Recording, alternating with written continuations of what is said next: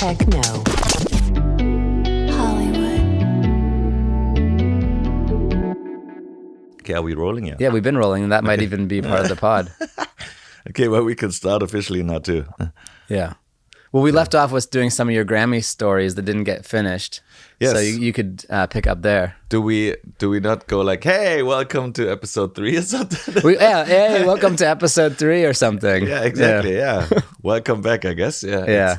We're already getting jaded podcasters. We don't intro. Like we don't. Episode 3 already jaded. Yeah, Wow. episode 3. So yeah, And by the way, we do change our clothes. I did. These are washed clothes, and we didn't record all these in this. We just are trying to. Yeah. Mine, I washed. I think this vest is Okay, well, I new. washed mine. I don't know for I don't sure. know, like, I'm from Berlin. It's a little different. You guys don't wash your clothes? Yes, we do, but it's all black for a reason, you know? Like, Because it's dirty? it could be dirty. Who knows? I don't know. Like, it all looks the same. As long as it doesn't smell, anyways. So yeah, we left off for the pre-Grammy parties we attended, me and Joplyn. And I think one was really interesting too. Before the whole Anderson .Paak thing happened, we went to this place called Redpill VR. It's right in, I think it's a French guy, I'm not too sure, like who sort of started. It's been going for 3, 4, 5 years. And it's one of the companies that apparently really early on invested in VR, in the whole NFT. That's Red Pill, like the Matrix. Yeah, exactly. So that's the whole Red Pill movement, they say, right? Which one's in the Matrix? No, the Red Pill is the truth, basically. And the blue is like you stay and you eat steak. Yeah, exactly. Yeah, and the Red Pill is the one, like, if you want to from what I remember, yeah, it's the one where you want to discover the truth, and we're gonna go deep. That's why and blue is like you stay. You're like, I think there's a whole thing called Red Pill movement also for male, all these issues that male people have in a way, right? Because they don't know where their place is. I thought that you give a blue pill for male issues. That was good. Yes, yeah, that's also true. Yeah, yeah. That's both colors. It's both. Yeah, it depends on what you do, I guess. You know, it's a blue pill and a red pill. That was good. Anyway, so yeah, we went to the Red Pill VR following there. What it is, it's like I experienced, like, you put on, like, they have different stations. Yeah. And you put on obviously the VR thing, but the graphics, I mean, you've seen it. I've seen like Fortnite and all that stuff. Like, the graphics they have and they build for years now are next level. Like, you feel like you're really. So you put it on. You put it on, and but you put it on. Yeah. Me as a consumer, I would put it on, and then you're part of a rave. Yeah. Now here's the interesting part. There is an actual DJ booth up there with big DJs. And that party, the Grammy party, was a big UK legendary DJ called Paul Oakenfold. Probably a few people know. I met him. Yeah, there you go. It's like a I met him at the airport, and we became friends. Yeah, he's a cool guy. He's like very a little cool. guy, like Yeah. He's like a UK trance house legend. Yeah, he's like, I'm a legend. You probably don't know me, but and then it's Paul fucking Oakenfold. Yeah. It's like that level. Yeah. I think we're Twitter friends because when Twitter was like so long ago. There you go. So I met him too for the first time. Nice guy, and he was booked to DJ. So there's a DJ booth. And then basically there's cameras, but he doesn't need to put on any suit or anything. But what it is, like, he gets basically like, he has to go there before. And it takes weeks or months to sort of build his avatar. And it looks crazy real and crazy good. And then the avatar gets triggered by the camera movement in real time. Mm-hmm. So he can just show up. The avatar's been built. And there's, of course, a big time and I'm sure money investment, whatever, for him. Then he goes there and then he DJ'd in front of us in real time. There was a crowd, there was a DJ booth, there was a huge screen. So you could have enjoyed a party being with him in real life. And then you would see on a big screen, you would see the world he's DJing in. But you could also put on a VR and then you would see him in the game or in the virtual reality. But you would see his movements in real life, and it wouldn't be like stuck. It would be like totally smooth and totally real. And then in the world, you can jump around. You have all these controllers, and then you can jump. You can become a mushroom. You turns into a mushroom, like you go big and so. Like, it's crazy, like cool. Yeah. But in a way, like, it's very trippy. It's, of course, a little bit playing with the whole club culture and the whole mushrooms. Wait. So you have them on the things, and the DJ is over there in physical real space. In physical reason, but you're like in a little room. Right. Like, but how do you not bumping into other people? No, you don't, because you like you sort of know. Do you see them in the goggles? Yeah, you see. So everyone sees each other in the goggles. Yeah, but then they just sit like, it looked so funny because you would look around and there would be like 10 different rooms. In each room there would be 2-3 people. And then the main room, I would stand in the main room and just watch the DJ in real time on the screen, and you would see the people dancing and moving on the screen. But then when you did it, you put on the goggles. You would be in the game you would see the other people, and you would be able to dance, do all these crazy moves, and you would really trip. And some people like sort of tripped over a little bit, but you get used to it, and then you sort of stay in your box in a way. Yeah. But the audio quality, the visual quality, it's next level. Like I think they're the leading company. It's not even been officially released yet. They're still been testing. Have you tried them all, like the Facebook one and the Meta Quest? Yeah, you see it. I haven't tried all of them, but you see it sort of like here and there, and like people talk about it. It's like everyone that sort of experienced the Redpill, they're like, "Whoa, this is it's not like the red camera. Nothing to do with them. Nothing to do with that. Okay. It's just Redpill because of the metrics. And they're French. Yeah. I think they're French. One of the guys is French. And there's, I think, like a company, like German companies, like a few tech companies are all invested into it. And I think if they ever launch, hopefully this year or something, like, because I think I don't know what the issues are. I'm sure there are, because it's like the whole Web3 NFT space, and crypto space for that matter. And not that I know a lot about it, but it's like, it's been going through ups and downs, as you can see. And then there's been big scams, hacks. And so it's in a volatile place, but I think it definitely has a future. And me being like having experience with major labels, but also with indie labels, it's always about like nicely cutting out the middleman, right? Yeah. And if once an artist can really sort of establish their own community, and then also do direct transactions and be part of future transactions, that whole idea is great, I think, you know. There was a German company in the news that they were doing technology, but to beat death. Did you see that? And bring people back from the dead? No. Yeah. So they signed. They have like 1,000 people, like the first sign up, so they get cryo frozen, and that they're gonna bring them back to life. Okay, I feel like there was something a while ago, like where I heard like people were before they die, I guess, after they get frozen, and they want to come back in 100 years. So apparently Germany's on the cutting edge of bringing people back from the dead. As long as they don't bring the one guy back. Anyways, that's the secret project. So yeah, that was that was the Redpill, and then we met with some people from Pioneer. Like Pioneer is a big audio brand. They do all the CD DJs and the mixers and all that stuff. So it went from being the first real CD turntables into now like it's like mainly USB sticks or SD cards, and they develop all these DJ mix. It's a club standard worldwide. It's amazing that they did that, because Techniques owned it and they didn't take CDs seriously, maybe. And then Pioneer just came in and said, yeah. And I remember the first rudimental CD player. Everyone's like, "What's that?" It's a joke. It was a joke. And they had a little jog wheel, but it didn't work and stuff. Yeah, but now it's a little scratch wheel. I know, yeah. And now it's like I think it's 3D 3000 already, and it started with 100 or something. Right. And now they're fantastic, like the screens, the touch, the things you the can do. The workhorses. And it's like, they're not cheap also, because they're workhorses. Like I think it's $2-3 grand one CD player, you know, like for the clubs. And then and the DJs in any club you go to, there's at least 4 or 6 there.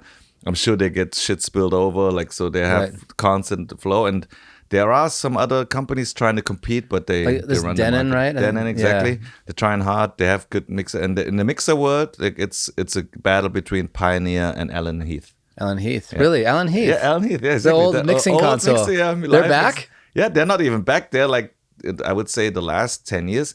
They've been the other alternative. Not in Newmark? The club world. No, Newmark. I guess gone. That's more like cutting. That's cutting. That's DJing. That's scratching. That's hip hop culture in a way.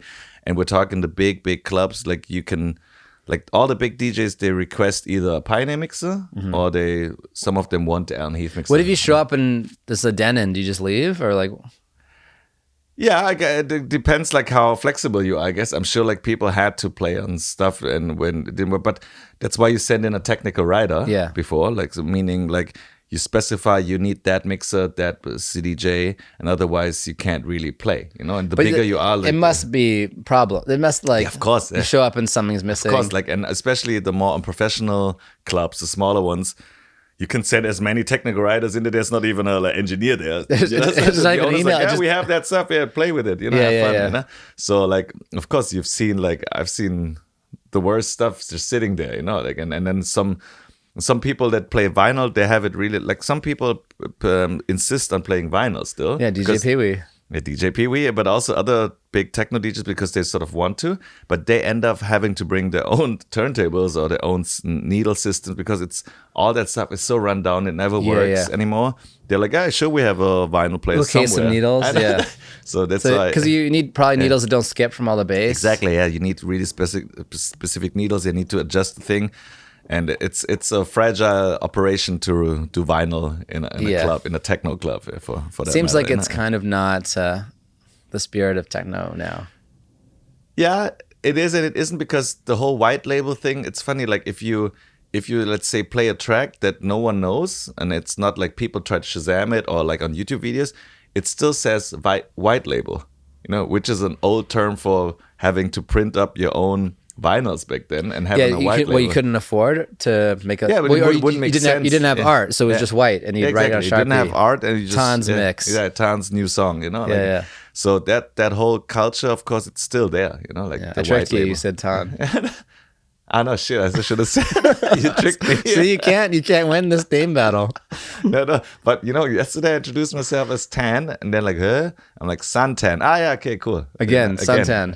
It works. Right. I just have to adjust it. Okay, Tom. Okay, Larry.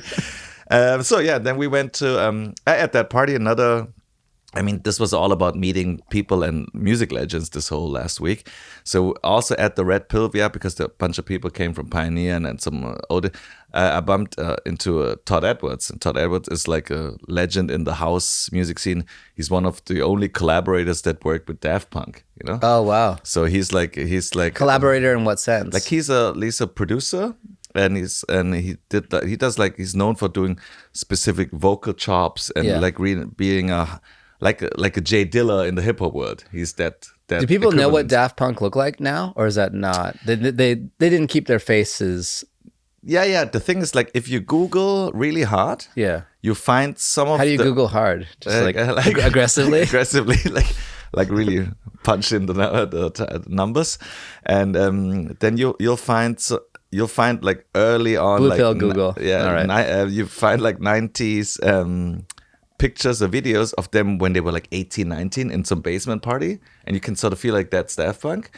And then some of if you Google even more, like go to Google page 20 or something where no one goes to, you'll find like a recent award shows and where one guy, like you'll see, mainly one guy, you'll see his real face, and then he's sort of, and then people like, that's there for you. So you can if you want to, but you wouldn't recognize him on the street, which is a beautiful thing if you think about it. It's a nice way to live. It's a nice way, and they've sold literally millions of records, and they can just walk in anywhere and not get bothered. And at the live shows, there's this running joke: you wouldn't even know if it's them in right. Suits. They probably have people. I'm sure they've pulled that off before.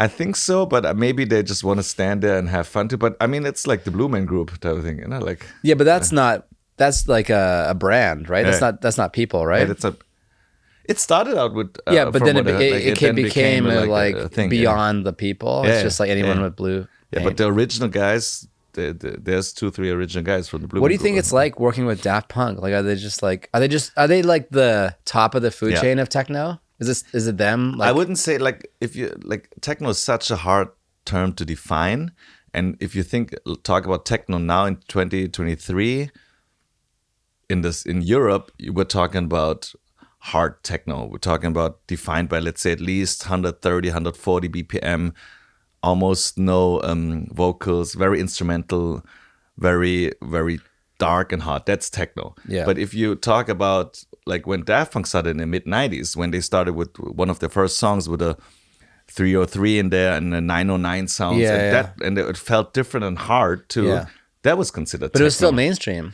Yeah, it was mainstream because it was musical and it crossed over because they were the ones that could fuse hard techno club music with melody and lyrics and music, real music, so to say. And then they had Get Lucky with Pharrell.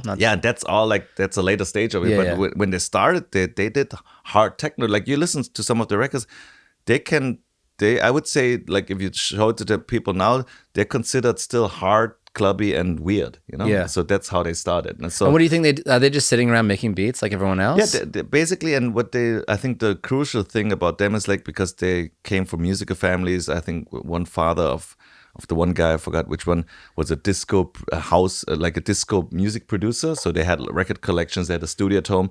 So the beauty of Daft Punk, like if you really look at their records, it's all about, like, that's why the Jay Dilla thing is not so far away. Like they found the greatest samples and they took little snippets of different stuff and just combined it different. And then so they're like diggers. They find the best diggers, stuff. But then they made crazy cool different beats, like really edgy. And then later on, they combined it with like vocals and harder, faster, and one more time. MPCs, or like, because this is like 90s. So I think it was an MP3 thing. Yeah. I'm not too sure how they produce exactly, but I'm pretty confident it was an MP3. And also, it was basically the real drum machines, the Roland ones, the 808s and the 909, these two legendary drum machines.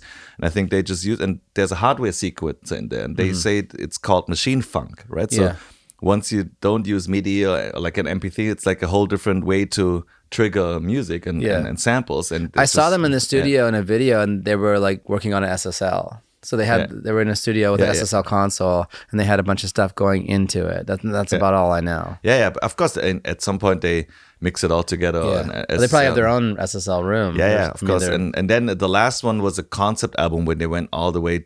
They wanted to recreate like a 70s real funk thing. And then they went to the old mixers, the old mixer. What they dig out some the real mixers that were 60, 70 years old to mix those records, because they wanted to have that original feel, you know. It was a concept album, so to say. It wasn't, but the way they blew up back in the 90s with the funk and all that stuff, like that was raw techno drum machine funk, but still so groovy and musical. And I think that was the feel, and that's that whole French disco warmth funk feel, but then also like is it known as a French sound? Yeah, like, it's called, that whole era was called the French house, the French filter house. You know, we're talking Daft Punk's, then Stardust was one, and then later on, of course, the whole. No, hold on. That was the next generation. That was with Justice and Ed Banger and all that stuff. They're all French? They're all French, yeah. Wow. It's really interesting if you think about it. Like there has been like 2 times where the French ruled the dance music scene worldwide. Like beginning of 90s, like the French filter house, and then 10 years later, the new rave sound. Why don't they ever put some French words in there? Because then they can't. Yeah, then they can't cross over, I guess. You know? Like and if you listen closely to some of the Daft Punk records, like there's a really French accent in the English when they sing the vocoder stuff and stuff. It's if you listen closely now, you're like, oh yeah, it has an accent. Like I have German accent, you know. You keep saying like Le Car in the middle of it. Man. So yeah, that was my little Daft Punk Todd Edwards moment, and then another moment that same night we went just to pick someone up at the Soho House in West Hollywood. So there's a garage where you go into, and then there's a big car. We're just waiting for someone, and a big car pulls up, and I'm standing next to the car. The door opens, and Sir Paul McCartney walks out, and I'm like, oh my god! Yeah, and he just walks out casually, you know, like everyone's like shocked almost. Yeah, a Beatle gets out of the car. Yeah, a Beatle, one of the 2 last living Beatles, and then he walks out. Walks around the car and just goes into a different elevator, not the main ones on the side. I don't know where he goes to. I didn't see him upstairs and again, but he was just there, you know. And it was like, and apparently, I mean, his daughter Stella McCartney did a fashion show at the Grammys, and there was some other events and parties where I think he just showed some support, I guess, for the fans. So there's like a secret elevator at Soho for like definitely, for like a super VIP, I guess, you know, Beatles only. The Beatles only, like, but it was just like I had like goosebumps, you know. It's not. Was he short? I picture him kind of being short. Yeah, he's not super tall. So I feel like like I don't know, I just know centimeters. So, but he's. You can say centimeters. Yeah, it's like so. I'm 180, so he was maybe 173.5, so a little bit shorter than me. Yeah. Huh. You have no idea what height feels like in centimeters. I don't know how tall I am. Yeah, I think you're at least 6 feet. I'm 6 feet even. So I'm 5'11", I guess. Okay, so how many centimeters are you? 180. So I'm probably 182. Yeah, you're probably 182. Yeah. So he was maybe 170. 170. 170. I'm sure we can Google it, but it's 170. And the older you get, the shorter you get, you know. And he's old. Is that true? You actually shrink a bit? Yeah, because of your spine. I feel like it collapses. you lose muscle mass in January. General. In January. Well, I guess every year, every January you lose. Yeah, you lose muscle. That's why you got to work out and go to the gym. Exactly, and then and the muscles sort of hold up your spine more. Yeah, every time you talk about back stuff, it makes me want to like sit up straight again. I have back pain right now as we talk. I'm gonna sit up straight. And yeah, so that was the Paul McCartney, and then that was like the next day. Some more events, but this time we went to to meet a friend at the Chateau Marmont, and I think I mentioned that we bumped into LP Rock there, and then he gave us a tour of the Chateau. And Joplin's never been, so it was like quite interesting to hear a little bit of the history. Yeah, it is a very cool place. It feels kind of haunted. Yeah, it is haunted, and it also feels like. I mean, a lot of people died in there, like drug overdoses, murder? Other stuff. Any murder? I feel like there was some murder thing. Probably a murder. Probably some ones that never made the news. And in the 60s, you could just murder somebody and they wouldn't talk about it. It never made Twitter. And then, but it's still a magical place. Like it feels rock and roll. Yeah, it feels very rock and roll. Yeah, and that's what's sad when they start like wiping the rock and roll out of the city. I'm so glad like the Rainbow Room and those places are still there. Yeah, it's I just was like at the Rainbow Room. It's a taste of the old times. Yeah, I remember going to the Viper Room first time. Yeah, Viper Room. It was amazing. It was like, okay, Viper Room's less cool. I guess Rainbow Room has something still. Because And then we went to this other party at night talking about electronic music also too, like which is like a group called Bob Moses. They played at a place called Insomniac. Bob Moses, I believe, is from Vancouver. They're actually Canadian. Bob, that sounds familiar. Yeah, but they were founded in New York and they blew up now. But not Insomniac, the touring company. Yeah, Insomniac to put on a show. Oh, they put on a show for their like Grammy party or something. Yeah. It was sold out. It was packed, thousands of people, and we met some music people there. And then I didn't realize like how big Insomniac is. Like it's like they do the EDC festival, obviously, and then Electric Daisy Carnival. Yeah, and then I met some. We're using a lot of acronyms. We got to always define them. For the first part. And then, maybe we should go back and say what SSL is. Well, you can Google Solid State Logic, I think, right? Yeah. Ooh. And then that's a like I've seen the festival and stuff, but I got to know some of the people, and they said like there's like I believe like what 400 employees could there be? No. Oh yeah, probably at least well, at least like, and it's like the biggest. They own the festivals, they own clubs, they own the biggest things. I mean, I think the EDC They're part of Live Nation in a way. Exactly, I think Live Nation is involved too, of course, and it was amazing. And they do more commercial electronic music. Like I think in Europe we would call all this music EDM. You know, EDM is almost like a bad term, although it just stands for electronic dance music. But so EDM and techno, EDM is kind of like looked down by techno people. Yeah, exactly. Like and techno also like that's just one term, but because EDM became really cheesy like 10 years ago, right? Yeah. Basically, EDM is a term that Americans coined, and they sort of needed a term like a buzzword, a term that they could use. Hey, that's the new thing or whatever. Yeah, we need a box to put this all into. Exactly. In one category, you need to put it into like a box. Yeah. And so they chose the box EDM. And that's why house and techno has been around. Like we're talking technically late 70s, 80s, you know, like that's where house and techno started. History of techno would be a great Netflix. I think there is a documentary because like most people don't know, like the history of house and techno is actually American. It's an American. Yeah, we talked about that a little bit. Art form, you know, and like jazz.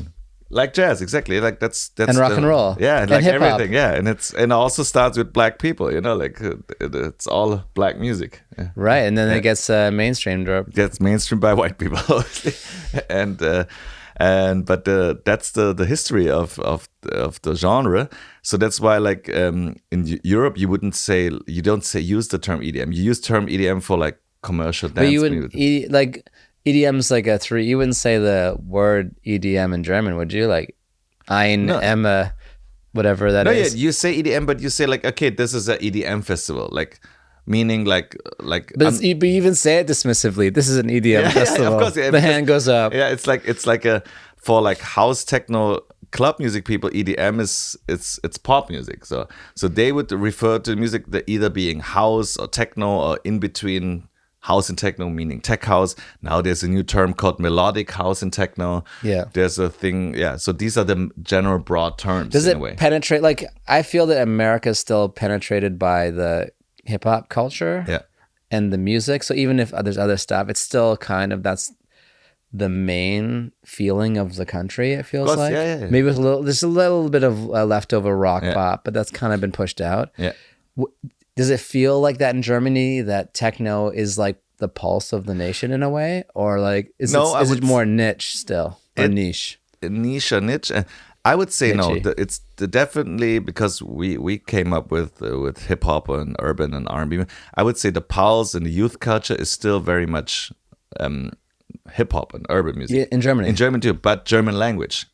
Okay. Hip-hop. So if you look at the main Spotify charts, or radio is a little different, but it's all dominated by German language rappers and mainly rap. And it's also some of the harder stuff, some of the what was that big label stuff. In Germany that had all the Agro Berlin? Agro Berlin, yeah. Agro Berlin means aggressive Berlin. Yeah. You could just say Berlin. Yeah. So basically, so that's but then there's, I would say that at least a big of a movement, but it's not so in the mainstream press and it doesn't get talked about. But the older you get, I would say like there's the whole house techno movement is there. So I would say if you're really young, like to put it in broad terms, if you're like a TikTok between 12 and 18 and 20, you listen to the charts, radio, to your classmates, good, you listen to hip hop. Yeah. Once you sort of go to study, you go out, you go into nicer nightclubs, you don't want to get stabbed or shot in a nightclub. Right. Not to be stereotypical, but it happens. In Germany too? Yeah, of course. Yeah. You can get shot in Germany.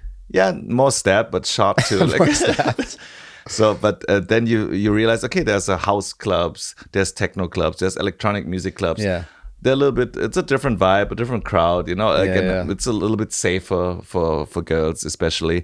So, and then you feel like, okay, this is a little bit more adult music. I don't feel like if you're 15, you really go, if you're 15, you probably go to a really young techno club, but if you're 20, 25 plus, you would go in Europe generally, you go to a house club or like a house techno club. It's not sexy to go to a hip hop club. Yeah, exactly. But it is to go to like a techno club. Yeah, exactly. It's and it's like, and it's just like the culture there is different, you know. And then also, so I wouldn't say it's niche, but because if you look in around your circles, your friends, you would feel like, okay, all of like 90% of the people I hang out with, when we go out, we go to house electronic. That could be the music age clubs, demo and like where you are. Demo, I think, because you kind of grow. I feel like everyone, I don't say grows out of hip hop, but at least adds new things to there. Yeah. And then I mean, we're now like if I go to hip hop, I go to 90s hip hop. Sure. Like it's almost like this is the hip hop I grew up with. And this is fun, and this is the golden era. So if there's a 90s hip hop party, I go there. You know, like, and that's the problem I find with Spotify. Using Spotify is I just go to my liked songs and I stop discovering new music, because I used to discover stuff through, I guess I would get Billboard, I would get the radio would be really, a part of discovery, and I just don't find that the playlists on Spotify are really giving me the discovery. So that's what you do is like you have to follow the artists you like, and then every Friday you go to your release radar. Yeah, that's what you told me, Release Radar, Release Radar is my main playlist, because then you discover the music that you actually, of artists that you like. And they could be very diverse, like could be like dance music, hip hop music, jazz. So like, it's just like the artists you follow and you support. And then out of these artists, you can also go to the radio and then have the radio algorithm. I don't find Sirius XM's radio algorithm and their playlists are so much better. Okay, interesting. It's like shocking. I don't know if they have Sirius XM in Germany. They probably do, right? No, they don't. It's satellite radio, but only covers America. Wow. Yeah. But their playlists are fantastic. Okay. But the thing is, like, you can go to... you can't pick your own song. Exactly. I would go to a song, an artist, and just go start radio of that artist, of that song. Then it would just show me similar stuff that I might like. And some stuff is really good. I keep discovering new music. I just read, I think, was it Questlove or Robert Glasper or whatever? Like, he listens to at least 100 news. He wants to discover 100 new songs every day. That's deep. That's like 300 minutes a day at least. Yeah, I don't know if he listens to all of them all the way through. Yeah. But if you, I mean, sometimes like if it's a couple hours a day. Yeah, definitely, yeah. It's a job, yeah. And basically, it's like, oh, I'm tired. I gotta keep listening. And I do this every Friday. I listen to at least dedicate 2-3 hours to listen. He's like to an A&R for himself. Because he wants to discover new music. Yeah. And it's a beautiful thing to discover a new artist, a new song, and be like, oh, this is great, this is cool. I'm so happy I found it. And then you want to share it with the world, and you have collaborative playlists, you send it around. So I think that's the beauty still of music, of discovery. Yeah. I have a comedian friend of mine, Fahim Anwar. He's really good at like finding. I'm going to play you some of the stuff he finds. I have no idea what category, but it's definitely dancey. And like he used to submit stuff to like different A&R blogs. I'm like, dude, you could be an A&R. Like the stuff you're finding is like it's incredible. Good, I mean, but the sad truth is like a lot of these A&Rs nowadays, or these companies, they have bots and robots. They have like AI technology. AI A&R. I mean, it is in a way. Yeah, because it already is. It's already like they have programs that scan constantly Spotify, SoundCloud, YouTube, and if something pops up, if you and me release a song tomorrow, and it for some reason someone tweeted or some influencer used it on TikTok, and it would get like, let's say 100,000 streams on Spotify or SoundCloud in a day or two, like something a little bit different, out of the norm, our telephone, so to say, or email would blow up the next day. So they don't even rely on like a human happening to catch it. They have the AIs watching. And then the humans will look at it. The humans. The human department. The human department will be like, let's listen to what the robot found, and then like, this is actually not bad. And then, and I mean, I think a lot of people don't know, but I read like this is a year or two ago that Warner Music bought a like a AI company which creates like background music. We're talking ambient chill out music, because that's sort of easy to read because there's no vocals and everything. It's just chords and a few loops. Right. And then apparently they signed the algorithm. And basically they have one person now that sort of the algorithm makes like, let's say 100 like algorithm songs. You get 12 points. He's like, no way. No deal. So basically the algorithm makes 100 songs, and then there's a person, A&R, who just picks out the best 10 ones, and they just upload it on Spotify. I went That's to crazy is it Wall-E or Doll-E AI? And I typed in like techno, Berlin, Hollywood, and I started generating. I want to show you them after. Maybe I'll put them on the screen, but like images that we could incorporate into the podcast. I would say I was kind of unimpressed. I thought I was going to nail it every time, but like a lot of them were like, "Well, this is just bad." No, but like just a lot of them are good. Yeah, exactly. That's the thing. Like, and you take the good ones and say, like, make a better version of this, and so it just keeps learning and iterates. Iterations are the key, I think. So that's imagine the A&R there. He just listens to and that's okay. This song is good, but then add this and this and this. Remember, a lot of A&R like used to be like, hey, all right, this sounds good. Just put the chorus at the front and cut it down to 3.5 minutes. Exactly. And then you go to lunch. Exactly. And add some strings in the chorus. High strings. Right. And a shaker. And a shaker, yeah. Exactly. More cowbell. So my leg just fell asleep. Did it really? Yeah. So I'm waking up now. Sorry. Yeah. As your techno, I was 130. Yeah, that was 130 always naturally. And then I mean we can talk about the Grammys now too, like the actual ceremony, because here's a interesting story. And then we talk about your Comedy Bunker show, because I want to know how that went last week.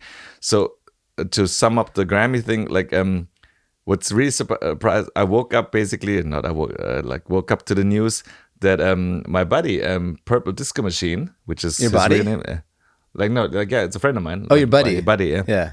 Like Purple Disco Machine, like his real name is Tino. He actually won a Grammy. Wow. And he's a German guy from Dresden. I've worked with him. I started working with him like maybe 10 years ago. We were signed to the same label, everything. And here's I think a good learning, a good insight to his story. It's like, so we were signed to a house label out of Berlin, like a bunch of other producers, and we were making like deep house music, like meaning it's house music, but with a little deeper sort of organ edges, like how to describe deep house. But he was always saying like, I like sort of more up and more happy and more uplifting disco house, Yeah. And we were always like, yeah, but this is not really the trend. But we were just, and me and the other producers and artists, we were just going because the label was a deep house label, and he was like opening up. And he was a small DJ, but he was like, I'm gonna stick to this disco house thing because I just feel like I like it. Yeah. He chopped together samples. You had a disco album at one point. I had a disco album, yeah, exactly. But this is like so at similar time. But I did it when it was still hip, and then it wasn't. But everything goes in ebbs and flows, and he kept going, and he just kept going, and then it started to become big again. I feel like 5-6 years ago. I think disco never. I mean, it dies and it never dies because if you think about it, like people were burning disco records, and the next day it came back as house music. When were they burning them? I think there was a big like in backlash. the 70s? No, 80s? like after. Nile Rodgers talks about this. It was almost like scary to see because you would see like people like getting out, angry people and white people for that matter, and just burning black disco records. Like there was a thing like I think I always think of disco as being like Bee Gees and late 70s was disco, and then I think in 81, 82. But wasn't it just because they were sick of it? Like it was. Yeah, they were sick of it. Everyone said, all said like, this is too much. Yeah, we're sick of disco. The trend. It was oversaturated. It was oversaturated. Like every trend. I mean, I wasn't alive. And then basically. Then hair metal came and took over. Yeah. Actually, then like metal. Or like hair metal actually in the 80s came in because there was the anti-disco because disco was too fun, too shiny, too disco. But then it never died. It just. But that was too shiny, and Kurt Cobain came in with like plaid, and then killed all that. But then disco always stayed there. What's too fun to go not? When those songs come on, you're just like when Bee Gees or Staying Alive comes on. And then the next wave was house music. Then that's the next level of disco is house music if you think about it. So those disco when Staying Alive, those riffs come on, you're just like, oh, this is a good time. Yeah, and I mean, listen to any Chic record. I mean, come on. Yeah, or ABBA. Yeah, ABBA. I guess Dancing Queen is an amazing song. Yeah, but that's more disco pop Schlager. We call it in German. Schlager, which is more like Schlag. No, it's more like not country music. It's like it's very major key, very happy. It's not disco is that too, but it's a little bit more funky, cool. Okay, so it's a very white, I think, schlagers. Is that all like major? Yeah, it's all major chords. Yeah. It's all like fun and Chic. Some of that is major, but it's also minor chords. Right. You know? And I think that's a big distinction. Anyway, so Purple Disco Machine won a Grammy for a remix he did, like a disco house remix for the Lizzo record, About Damn Time, I think it was the single. And he was nominated against a lot of other really known producers like Diplo and everyone. And he took home the category and he was rocking like a purple suit. That's his whole thing. But the thing is like everyone counted him out. Everyone like said like, oh, you and your disco house, but he just kept doing it. Yeah. And then it became bigger and it didn't come like he worked really hard on it. Like let's say 5-6 years ago, he had like really DJ club records on Beatport, like people were spinning. And he's sort of, he was in that disco house revival, so to say. Just another revival. He was like leading the curve and then he was, then more and more major labels like sort of contracted him to do remixes and stuff. And now it's like he peaked almost like now having a Grammy and there's not, I mean, he's on the German Billboard magazine now as a cover because there's like 2 German people that had anything to do with a Grammy, you know, like it was this year. It was him and Kim Petras is actually also German. Really? Trans. And she worked with Ilya, who I used to work with. See, there you go. Yeah. So Kim Petras moved. Ilya and another writer worked on that. Yeah. So so these are the 2 German people that sort of got a Grammy this year, you know? And I was so happy for him. I texted with him a little bit. So I play, for full disclosure, I play a lot of guitar still and sometimes the bass lines for Purple Disco Machine for his records. So there's a gold record #1 airplay song called Hypnotize I played guitars on. There's another record called Dopamine, and he calls me his Nile Rodgers from Berlin, you know. So I always say Nile Rodgers for poor people. Yeah, there you go. But I'm trying to do my thing, and he's the actually only guy as a producer who books me as a session musician because I'm not really a session musician for anyone else. I just play exclusively. But because you understand the music. You're not like I like the music. You don't have to teach a session musician about techno, or even disco. You're just like, all right, I get it. Yeah, I get it, and I play like a producer would play. Right. I don't play unnecessary stuff. It's always better to have like an engineer who's also a producer, a mixer who's also a producer. Like having someone who's not just too siloed in music it helps. The best mixing engineers are also producers, I feel. Or have at least produced. Or have it produced. And also, so I give him, I don't even play a song through. I basically give him 8-bar loops because I can hold the funk for like 8 seconds and then loop it up and that's it, you know, and then I send him those files. That's a good name for an album. I hold the funk for 8 seconds. So and then copy, paste, repeat. I was really happy for him to win that Grammy, you know. So I think that was a nice shout out to your friend. Yeah, Purple Disco Machine, Tino. Here we go. Yeah. And then I think that was basically the whole. That wraps up the Grammys. That wraps up the Grammys for me and also for Joplyn and for us to sort of be in there. But I made a decision. I want to be here next year for the Grammy season, you know, because it's like.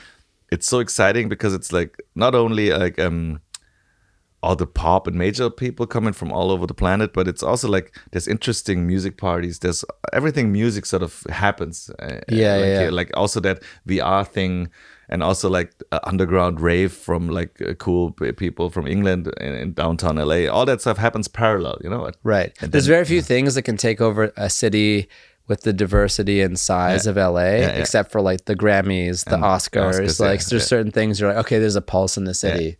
So it felt really buzzing, and it felt like the whole city was breathing and living music. Yeah, and that's for a couple why of days. We're here. Yeah. So that was really good. That's awesome. So how was your comedy bunker? Oh, it was great. We do the comedy bunker the first Thursday of every month at the Hollywood Improv. The last 2 have been sold out, which have been great. Nice. You came to the one with Morgan J. Yeah, I with loved the musical comedy, and he's really been blowing up. And it was just a good time. It's nice to have. We do it in the lab, which is the smaller room at the Hollywood Improv, and that room can be kind of a bit hit or miss because you have the bar there and it's a little bit interfering. But when you have it a hot crowd and it's packed, it's still a really great room. And we've been really fortunate to sell it out. And if it looks like the next one's going to be sold out on March 2nd. We also have Morgan J coming back. So he's so funny. I mean, he's combining music and guitar improv. And comedy, improv and crowd work. Yeah. And it has a cool R&B flavor almost, but like almost 90s, Craig David. Yeah, Craig David 90s flavor, always like, but and he kind of sings in autotune, like like he has no effects on his voice, but he has good pitch. And it has. But he also sound. only hits like 2 notes, I feel, the whole time. But that's his whole thing. Yeah, but it's part of that's the call and repeat. Like he talks to somebody and then hits them back in the music with those couple riffs. Notes, couple riffs. But it's similar riffs all the time. But it's, that was it builds a consistency to his act, and he's great. And he's the genesis of the Comedy Bunker because what happened was I was doing an event where we had some musicians play, and he was an opening act. Yeah, okay. At the location where the original Comedy Bunker was, and he was doing comedy and music. I was like, oh, we could do full-on comedy shows here, and that's how it all started. It's because of Morgan J. And he knows this too. I've told him. Yeah. Wow, he's funny. We should hang out with him. I think we should have him on the podcast. Yeah, exactly. Oh yeah, he'll come on. Yeah. He's got a good podcast too. So everyone has podcasts. Of course. Everyone and their grandmother. It's like everyone is a DJ nowadays. Everyone and their grandmother. Well, it's the best way to build an audience. And I was listening to Chris DiStefano's podcast, and he's a comedian who was like, he had a show going and all this stuff, but it was really the podcast that pushed all of the previous efforts into building an audience and into having all like kind of your own mini empire. And that's what this is going to be for us with the Techno Army, with us checking music in every week. I love that we're doing like a podcast that's based on us talking to each other. We're not reliant on guests, but we can have a guest come in, join us, talk about their things, and then you're not pressured every week to like book a guest. And it's also like, I think those two worlds are interesting, music and also like more electronic music for that matter, but also just music in general. Music and comedy are so closely related. Like that was my journey in New York. Like I was in music, but around comedy. Yeah. And now I'm in comedy, but around music. Exactly. That's the other way around. Yeah. And then, I mean, another thing that happened last week on Friday. Yeah, exactly. So we played.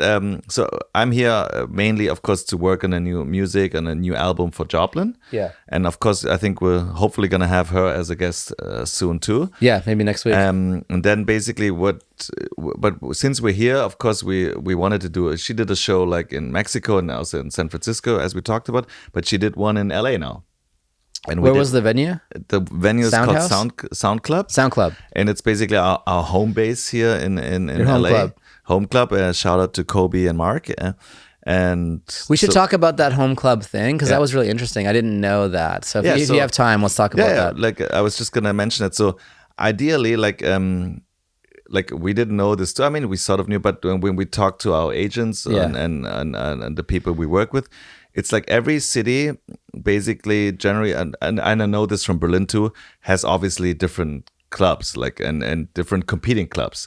And of course, the competing clubs, like they want to get in on ideally on some talent early, and then they also feel like there's an unwritten rule almost. Like sometimes it's in a contract with a radius clause or something. Like you're not allowed to perform, like where you can't perform within a certain radius of the club, certain time, certain radius. Yeah.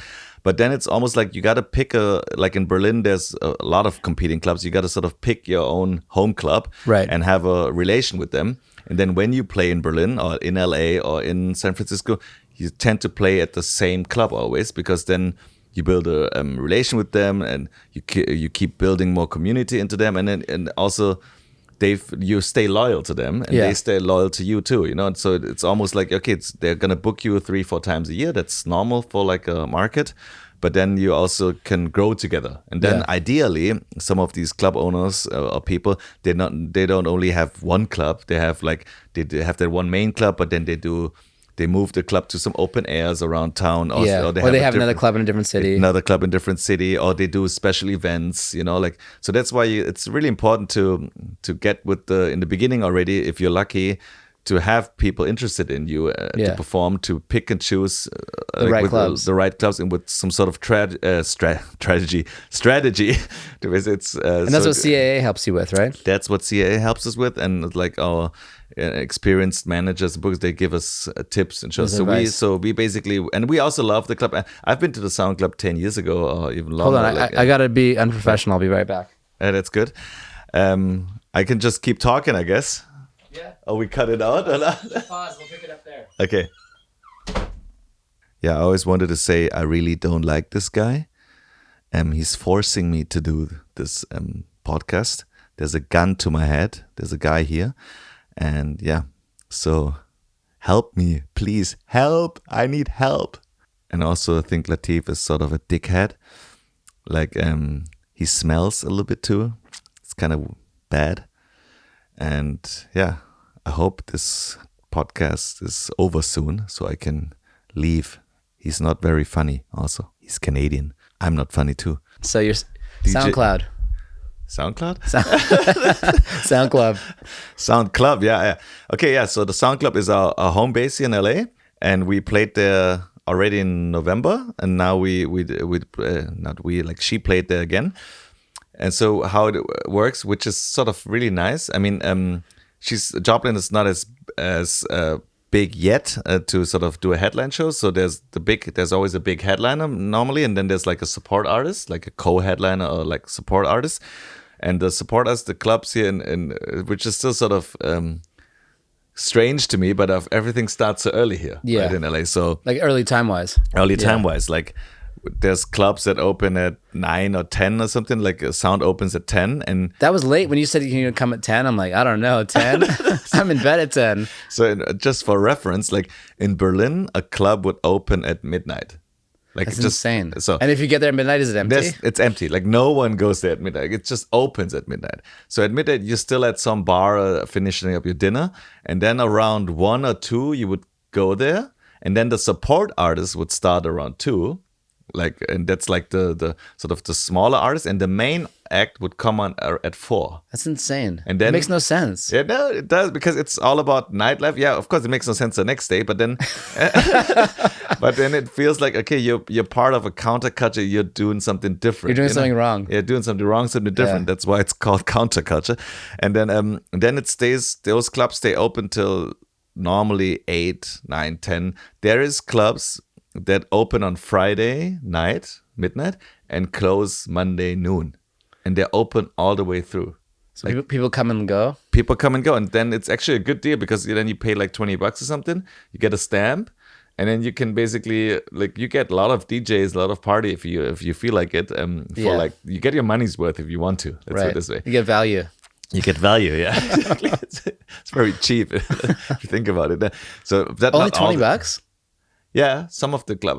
It feels like after COVID it was up a little bit, but I feel like That's pretty I hardly low. pay for clubs. That's why it's like, but it's like It's about 200. You're just out of no, touch. no. When I walk in, it's like 20, 25. But you euros. can't just like get in though. Is it still like a loyal? Some clubs, it's the hardest. There's a whole game of getting into some of these legendary clubs Right. because I don't know if we talked about that, but when they turned Elon Musk away from one of the clubs, that was the legendary club. I think it's been voted number one club in some magazines that do a yearly voting for number one for a couple times. It's called the Berghain. yeah.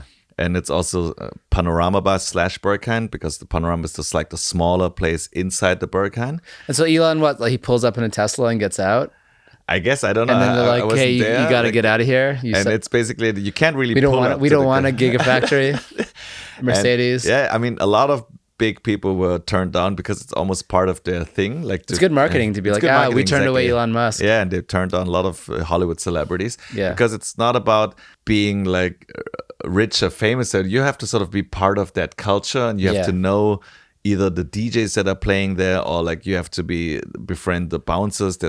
I'm sure there's a head bouncer and there's like 10 other bouncers. Yeah. It's kind of like filtering out the people who don't appreciate it. Exactly. For what it is. Yeah. Because inside the club, I've been, of course, numerous times. It's a whole different world in there. Like and anything goes, and it's in essence, it's a gay sex techno club. You know, well, you kind of you got to lead with that. Yeah. So that's the Berghain. Then they have the part of the club which is the Panorama Bar, where I go to. It's a little softer. It's house music, but in essence, there's all kinds of stuff going on in this club. Like we're talking, what I so to say. Like I don't know Just say the German word for it. The German word it's funny. It's like Leute ficken da drin. It sounds wrong. It sounds wrong. That's more the F word that I said, the Okay. German word. And anyway, so Is that a bad word? It is a bad word. Like I guess like That's like not like a medical term. No, that's not. the bad word. It's the bad word. Okay. It's the F word. It's equivalent. And Can you say Leute iffen to somebody and it's like or no? Yeah. It's an insult? It's an insult for sure. Okay. Yeah. It's the same like in English. Anyway, so that club is legendary, and that's one of the clubs. But where were we? So the times we'll talk about Berghain stories in later episodes. There's a whole, you can fill episodes with this club because it's so strange, different, and crazy. But anyway, so the opening starts. The Sound Club started at 10. So We're back to Joplyn. Back to Joplyn. Okay. We arrived at 9. SoundCloud. They just Sound opened up the club. LA, It's funny. Then we did a sound check. Everything. It's funny, like to see a club with the lights on. It's very different always. Than it's like you come there for sound check, the lights on. Or sometimes you have to stay if you're the last act. Then the lights gonna. It's like.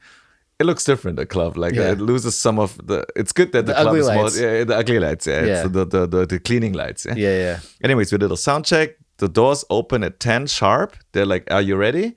Because sound check, meaning because she sings live, we need to and there's there's laptop, there's a keyboard, there's mic stands, there's a vocoder, there's a bunch of stuff we have to set up. And also because of sound check, because it's different than to DJ. As a DJ, you just rock up with a USB stick nowadays, and you don't need to do a sound check. You leave. Yeah, and you leave. Send me my check. Yeah, you put it in, Hologram. press play, and then you go like this, and then you leave. Yeah. But for a live electronic act, like you have to do a sound check, like a band, like a one-woman band. And then the club opened at 10, and they're like, "Are you guys ready?" Yeah, you're ready. And then she starts actually singing. Not all the songs are vocals, but she starts singing, and there's literally no one there. It's such a weird thing. And then they start letting the first people in. And then, of course, also like to create hype. How come you don't start with like the first few songs or no singing? Yeah. The one was a little bit more instrumental because then it's like, why do you want to sing? Why do you want to waste your voice for the early part? But she doesn't, she can perform in front of 5 people or 5,000 people. Like for her, it's no difference because she just likes singing and performing, and she made a 2-hour set. And also normally she plays 90 minutes. And this one was a 2-hour set. 2 hours? Yeah, 2 hours of original material. That's madness. It is, but it isn't, because if you're a DJ, there's DJs that play 12 hours straight. There's always like. Do they take a nap? No, they don't. They just take drugs. They do that too potentially, but they just go to the toilet real quick, put on a long song, but then basically I'll be back. I'll be back. And then no, but it's like normal DJs. And when I used to DJ more, like if you start out as a DJ in a bar or a small club, you're supposed to fill up the whole night. Like they book you, and then you're the music for that. There's no headliners and no closer. There's no support artists. Like you're the guy. You get a few $100 and you DJ. And that's how you learn to DJ, because you have to build up your own party. A couple first hour people come in, then you reach a peak. Then everyone wants to dance. You drop the right things, and then people leave, and then there's only a few people left, and you sort of take them to deeper grounds, type of thing. So it's like get out music, and then you put on the get out music. So that's why it's like, for real DJs, 2 hours is nothing. Like it goes by. But then for live bands, electronic artists, 2 hours. Singing she's singing for 2 hours. Yeah, that's a different thing. I feel like, and also like even doing a podcast for 2 hours is a lot. That's why Rogan does 3 hours, right? And I'm sure there's some stuff where it sort of just floats a little bit more. But then there's a lot of air. But he does 3 hours for sure. Yeah, and I think I mean, if the people feel it, like, and there's a vibe going on, those 2 hours disappear like this. It's quick. It's just when there's no interaction and people, and then 2 hours can feel really long on stage, obviously. Yeah. But normally, like, as I said, 90 minutes, and she starts empty floor, but then people start coming in fairly quickly. But then also there's this typical Hollywood club thing.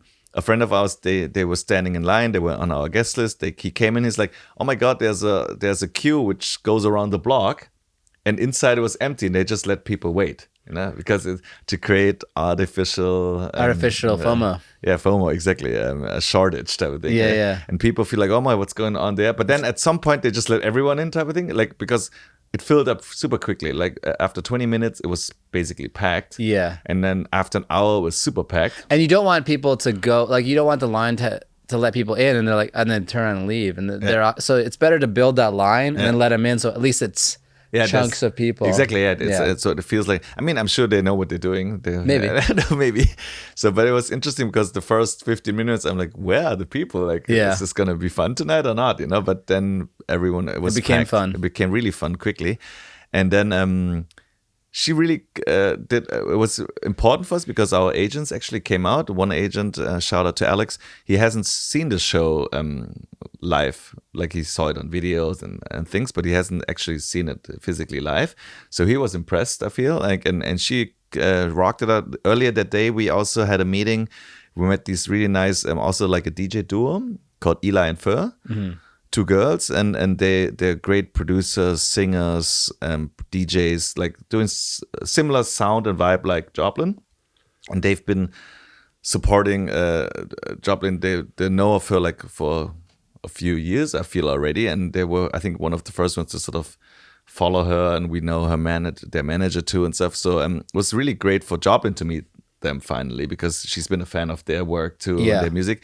And we were just vibing there from England originally. And they also have an interesting story because they were like writers, like top line writers first. They were hired at a pop place where like a big pop producer would have like 10 rooms, 10 top line writers would just write music.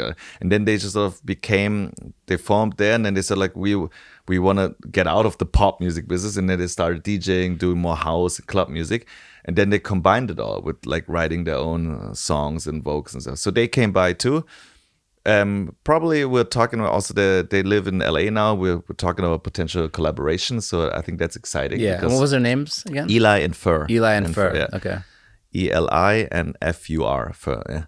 And really lovely people. And it was really nice to also hear about their journey from Europe to the States, and they're fairly big now. They play all over the States and big festivals. Everybody check them out.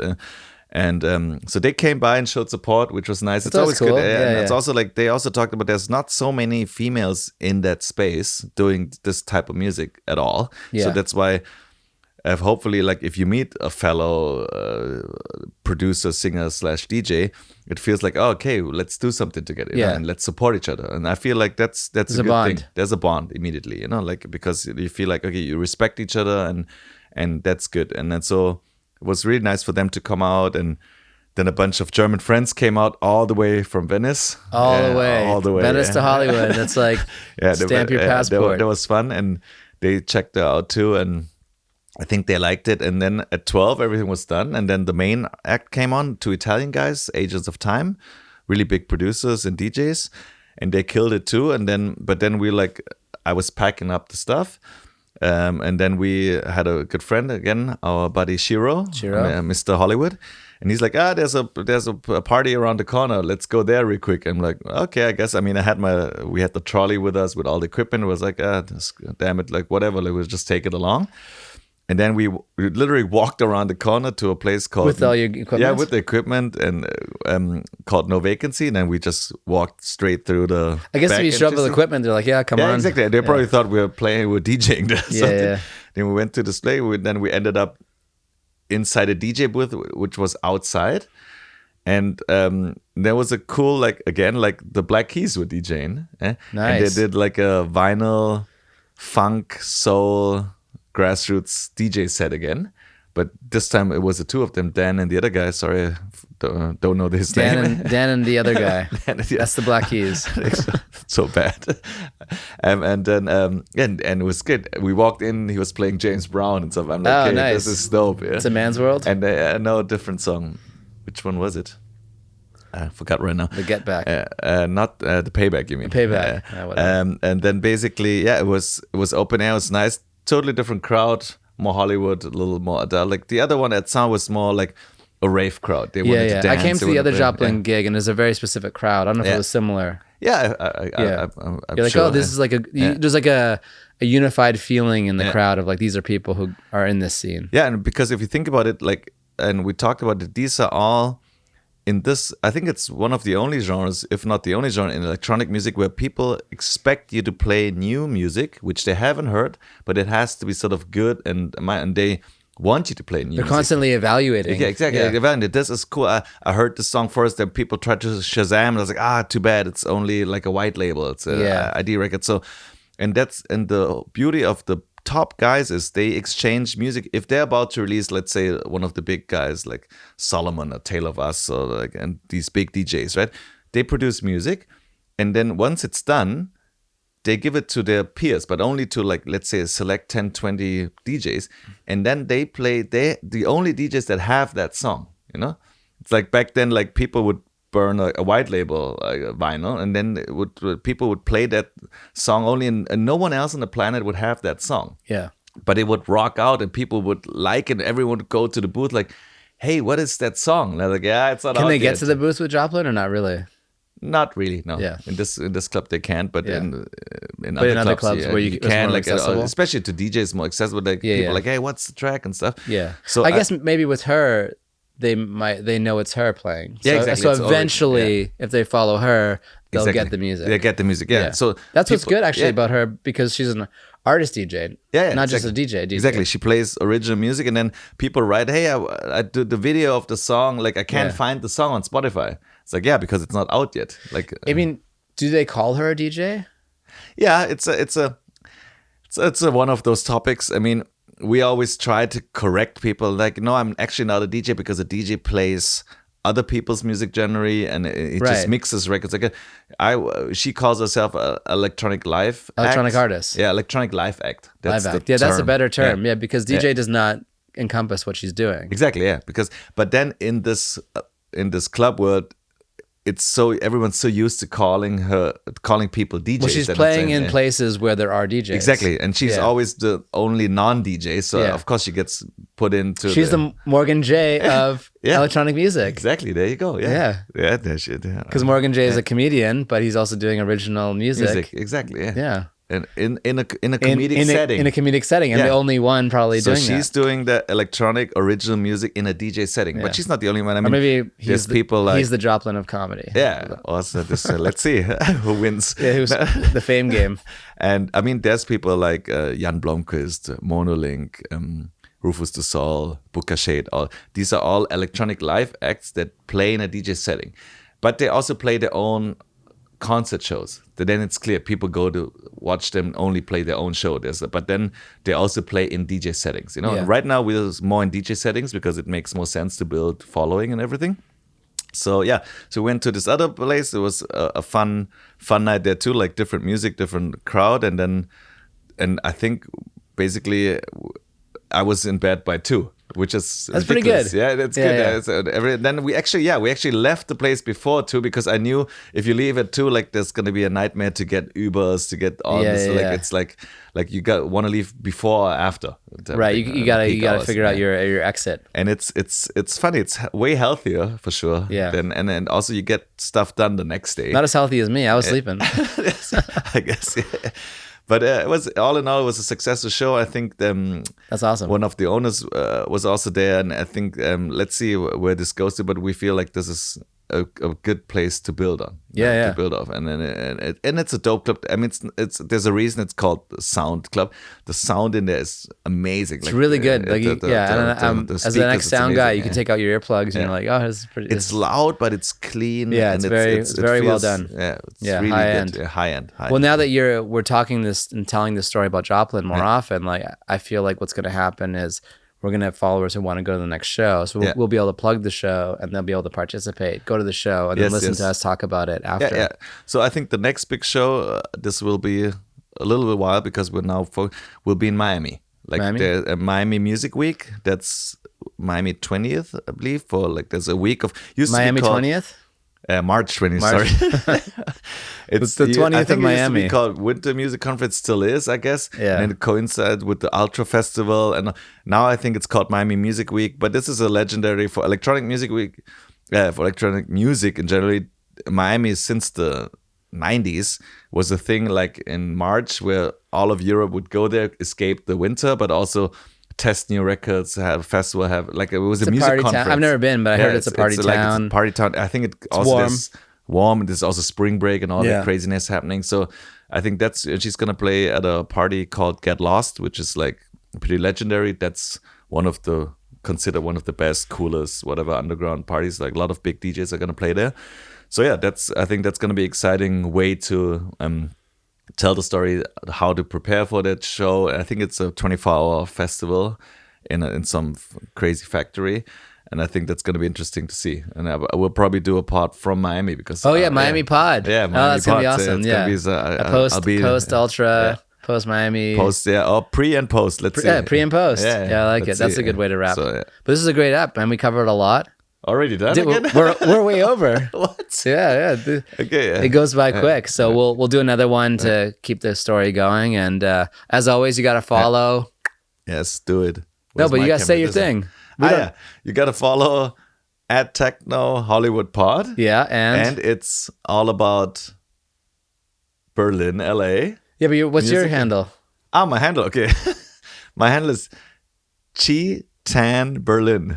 But okay, Chi-Thanh Berlin, and I'm Latif Tayor. These are the worst things to try to follow. But if you go to Techno Hollywood Pod, both of our, you can follow that one first, then follow us, and we're here every week giving you the stuff. So thanks for tuning in or whatever, listening, downloading.